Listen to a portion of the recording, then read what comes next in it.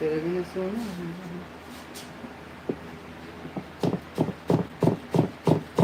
রামদা বলছে ওরা বলছে যে খাবারটা সন্ধ্যেবেলা লাগে 6টার সময়। কোনটা এই খাবারটা?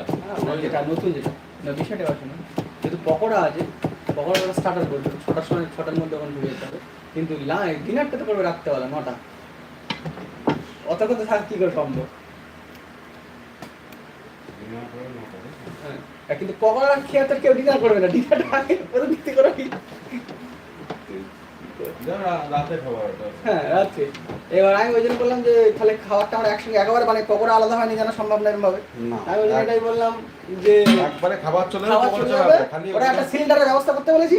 আর মেলায় দিন আমরা যে চুলোগুলো ইউজ করছিলাম না, ছোট যে চুলোগুলো, সেই ওটা একটা নিয়ে আসার ব্যবস্থা করবো।